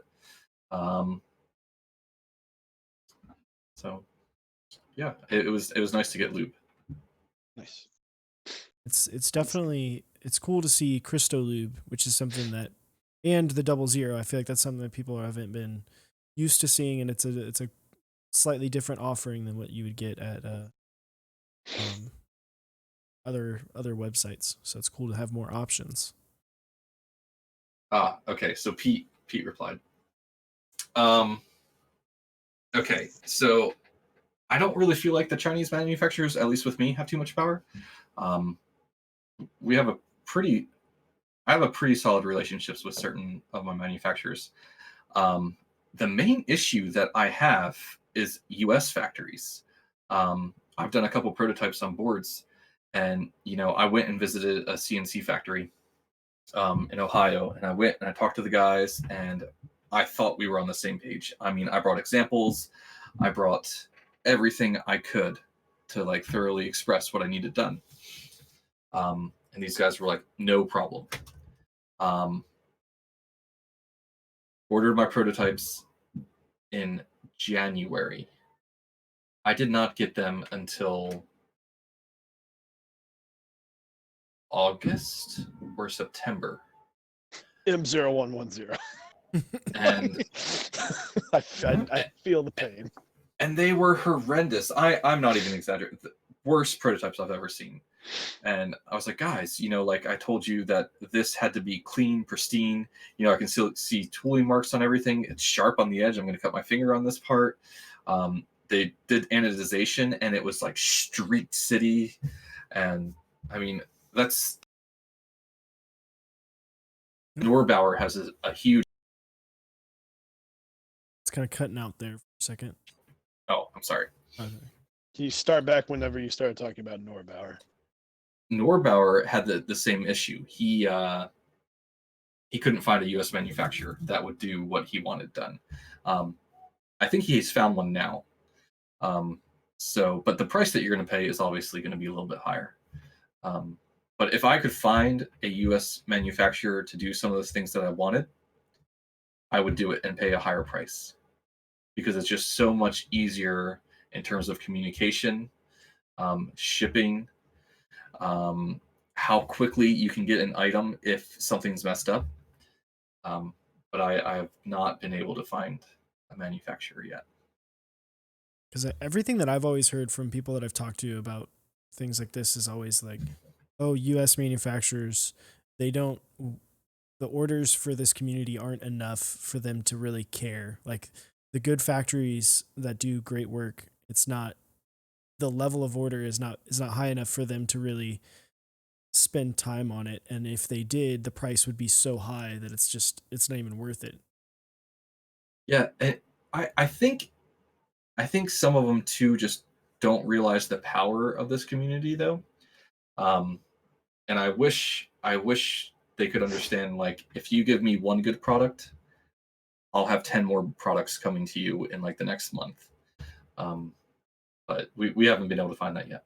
Yeah. And I think a perfect example of that is actually Tyson was in here earlier with what he was doing with the Cerakote. And you take the Cerakoting to the gun shop, and they're like, the hell is this? and then all of a sudden you show up with 10 boards, 20 boards, and then there's like a business there. Yeah, and that was I think that's a really good example to go on too, because at first they took a chance by doing it. They did a good job. They worked with him, and then next you know, he's like, I got 100 orders. Let's go. Exactly.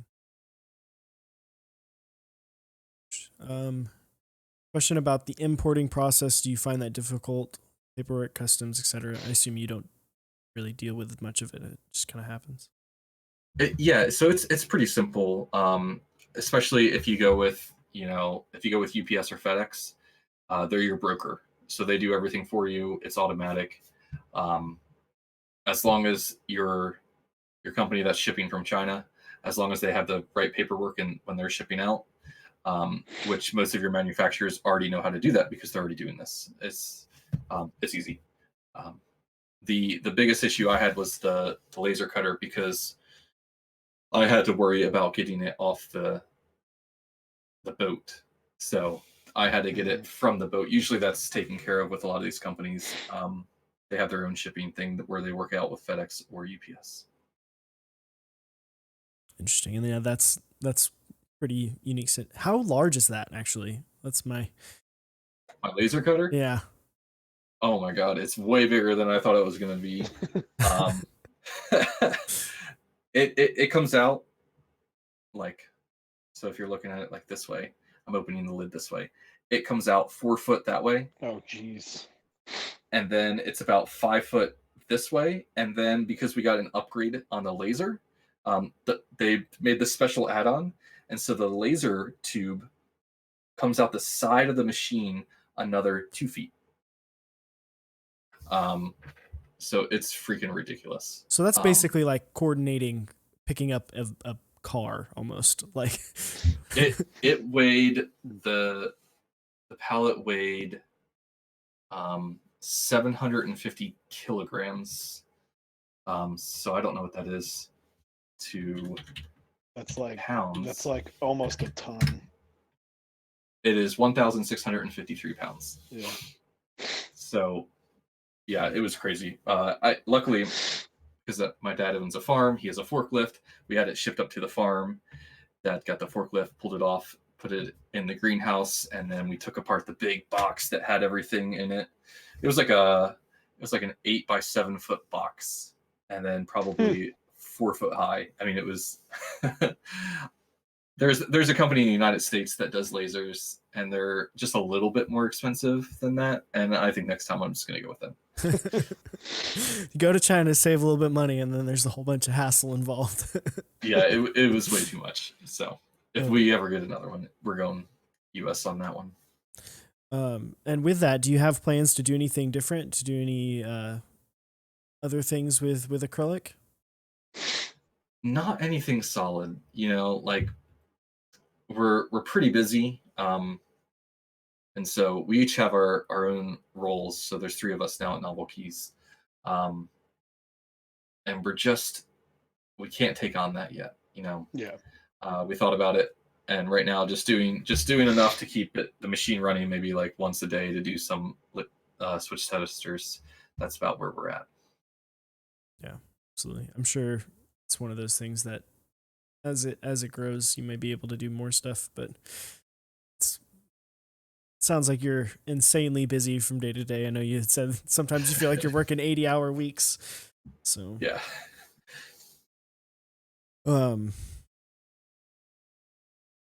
They're asking what the cost of a typical board to get prototyped is. I mean, that's going to vary heavily. Very variable question.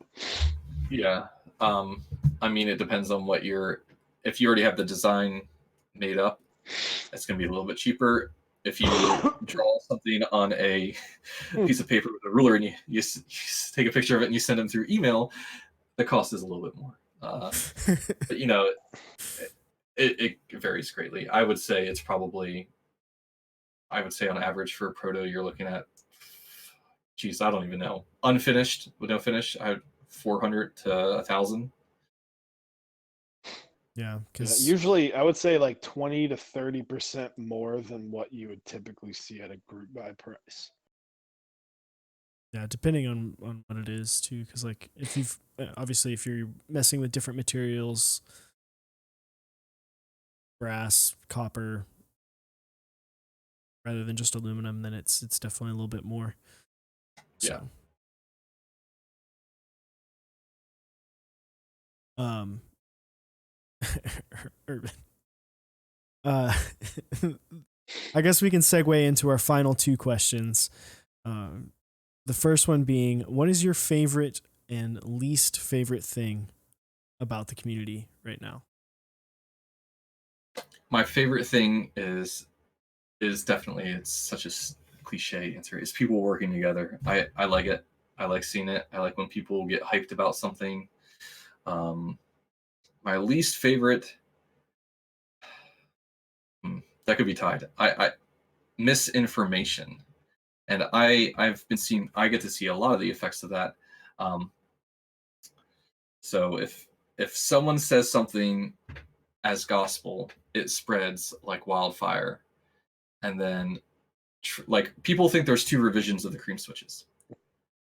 There's never been two revisions of the cream switches. I had samples, and then we changed the material, and that's the only thing we changed was the material, the type of palm that we used in the production run to make it smoother. But I mean, it's crazy how much things spread as truth. And I would say that's probably my least favorite, but that's true of any community. So it's not like it's keyboard related. But. Yeah. Well, most problems that we have are true with everyone. Someone ran off with someone's money. This took way longer than it was supposed to. Yada yada. This person's angry at this person because they think they copied it when they're both working on completely different things. Like, it is funny that you used the cream example, because when I did my series, someone asked me with the Nolivs, they asked if those were V1 or Rev 1 or Rev 2s. And I'm like, I was just like, because I thought to myself, I'm like, I've never heard that there was a revision, like, and it's really not that old of a switch. Like, yeah, it's crazy. What? I mean, and then it's not like, so you hear it and you're like, okay, I mean, that could make sense, right? Mm-hmm. People revise things, so why wouldn't it be? So, I mean, there's no one really to blame, but it just sucks sometimes. Absolutely. It's kind of like the fact that people are still upset about, people are still saying that box switches stretch stems. Yeah. Yeah, and we've sold, since the revision, I mean, we've sold hundreds of thousands of box switches, so, and I haven't had anyone get back to me on that. Clearly it hasn't affected that many people. You know what is even more ironic is that the Cruciformer, which was the thing that was released to fix the switches that were pre the box gate, actually makes the switches too thin, and the stems now fall off. No. Can I ask real quick before I ask the last question? I feel terrible about the box issues because you were like you were out of town at a meetup, right? Yeah, I was. That's gotta be the war. Like, that weekend is, I'm sure, just not fun. That was the worst part of NovelKeys. I didn't sleep for, I mean, obviously I slept, but the saying, I was up late nights trying to figure out what's the best that we can do for people. Mm-hmm. So we tried to do our best. That's all we could do. I mean, you fixed the Novelias, and that's all I was worried about. That was my biggest thing. I was like, well, I hope that's a thing. And you were like, that was one of the first things you came out and said. Was like, yeah, so we're restarting this. And I was like, oh, thank God. We literally just gotten in, I don't even know how many switches. I think it was like 50,000 switches. We had just gotten them in, and then we the meetup, and I came back and I was like, well, we can't ship any of these out. So. You definitely handled it like a champ. I will say like, that. If anyone owns a company or wants to own a company, like, track all of that and everything he said about it, because Mike handled it better than what 95% of humans would be able to handle it. Yeah, I mean, it was rough on so many ends because we had the specifications out there. How do you know that something like that is going to cause that issue. You don't. No one could have foreseen that. So it wasn't good. I think it's funny though that so my first keycap set was Max Key SA Lime, and sadly that was that fell victim to some box navies. And I'll say the SA Lime, that was already having issues with tolerances. Like Max Keys SA Lime specifically was already having problems, and then throwing that on box navies was just double trouble. And then I think, or sorry, what were you gonna say? No, go ahead. And so I think it's actually really funny that I recently picked, and that was the set that got me into mechanical keyboards, like SA Lime. I saw that and I was like, those colors, that's perfect. I love this. And then I just recently, in preparation for the board that I designed, I got GMK Lime from NovelKeys. It's like irony. Like a set that I loved so much, but I couldn't keep because I couldn't put it on another board. Because of the Switch sold to me by NovelKeys now being replaced by NovelKeys. Yeah, so I mean, when that all first went down, we had a flight at 6 a.m. And so Corey and I were in the airport at 5 a.m. and that's when it was all going down. And so luckily at 5 a.m. it's 5 p.m. in China. And so I was messaging my Kale contact, like, something's up, what's going on? And I mean, it was like a frantic thing trying to figure it all out, because I want to be ahead of any misinformation that comes out about the whole ordeal, right? Yeah. And I also completely understand why people are pissed, so it's like this. Yeah. Anyways, it was, yeah, it almost seems like a bad dream right now. Yeah. I mean, because to me is that was when I was really starting to get in. Both Chewy and I were really starting to get into the community and start to understand things. And when I first thought about NovelKeys, you were like the box Switch god. Like that's kind of what you were. So I can imagine it was just completely. Yeah. So that also is something that really pushed us to expand. I had a lot of my company wrapped up in one other company, and that was like a good learning experience that, oh shit, if this company screws up, it can screw me up to the point that we could close shop. And so that right there, that was the point where I was like, we are going to not just be tied down with one company. I still love working with Kale. Absolutely love working with them because I can get some cool custom switches made. But I was like, I can't be tied down and go down on this ship. My family depends on it. Corey left his job. It's like this is our full-time job. And as much as I love the community, I also need to make sure that I can pay my bills and Corey can pay his bills. Mm-hmm. Definitely acceptable. Definitely acceptable. Yeah. So last but not least, though, sorry, we got a little off track, but The Office or Parks and Rec? The Office. Love them both. But I've probably watched The Office 6 times over. As we all have. Man, and I cry. God, when Michael leaves the show, that's it for me. I'm in tears. Now, while I am more of a fan of Parks and Rec in general, I will still say the funniest episode on television of all time is the dinner party episode of any Dinner TV Party. ever.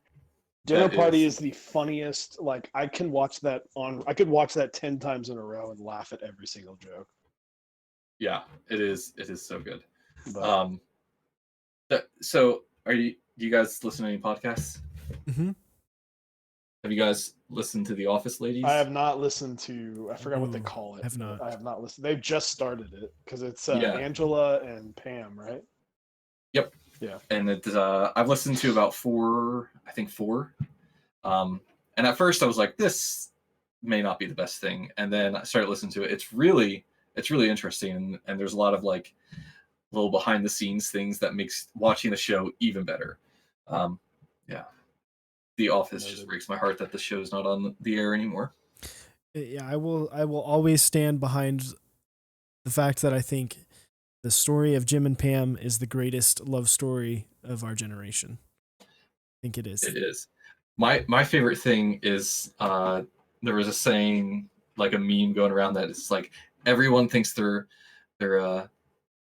Pam and Jim, but in reality, everyone is Ryan and Kelly. That's good. That is so true, though. That is so true. And yeah, and like you said, there are so many episodes where I just like find myself getting emotional. Like still the episode where Michael gets engaged, just like when he gets engaged to Holly, that hits me in the feels, because it's just like it's so much suspense of how perfect they are together, and then finally they get together, and then finally they get married, and you're just like, a weight has been lifted off of my shoulders. I say it when I watch the show, because like I said, I'm pretty sure I've seen it 5 or 6 times all the way through. Those are rookie numbers, like, Mike. Rookie numbers. Hey man, I got other things I got to do. But it's like you're actually building a relationship with someone, is what it feels like to me. Mm-hmm. And then your best friends leave you all alone, and you're like, but then you just start it over, and you're like, okay, they're back. Hey, they're back. Through the magic of Netflix. Yeah, right. But it only really, until 2021. Yeah, only through 2021. It really established the mockumentary like TV show genre. Like, without Office, Parks and Rec doesn't happen. Other shows like maybe Brooklyn Nine-Nine don't exist in the same way that they do. The Good Place? That's the other one. So it's the same guys. So, Mike, thank you very, very much for coming on the show. Definitely appreciate.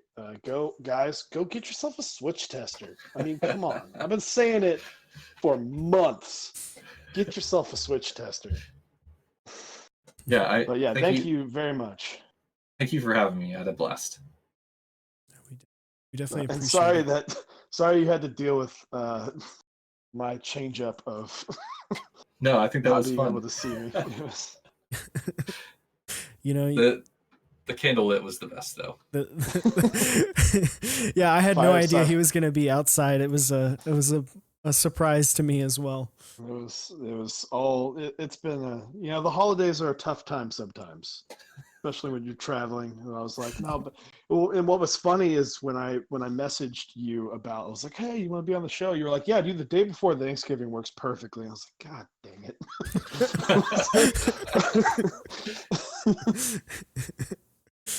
Well, again, because I even remember asking, I was like, are you sure you want that day? And you're like, nope, that's exactly what I want. It's like, yeah, that's perfect. I'm taking the day off a little bit early. I have the next day off.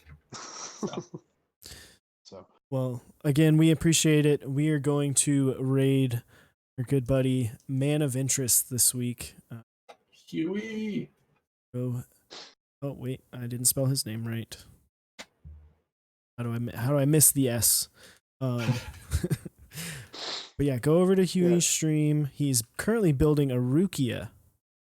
Heck yeah. I actually have a video of him unboxing that Rukia. And he immediately pulls it out, turns it upside down, and uses his finger to write his name in the Rukia. It's pretty funny. So quick shout out to our sponsors, Zap Cables. You can go to Zap Cables, pick yourself up a DIY kit, or join his Discord to check when he does runs. You can go to mechsondeck.dixiemech.com, check out GMK Terra. He's also got a lot of other cool stuff for the Black Friday sales. And last but not least, switchmod.net/mechsondeck for 4% off any lube and springs and keysters. And I believe GMK Alter finished up, but go check all that stuff out. Bye now, and have a happy Thanksgiving. Happy Thanksgiving. Happy Thanksgiving, everyone. Buy a Switch tester.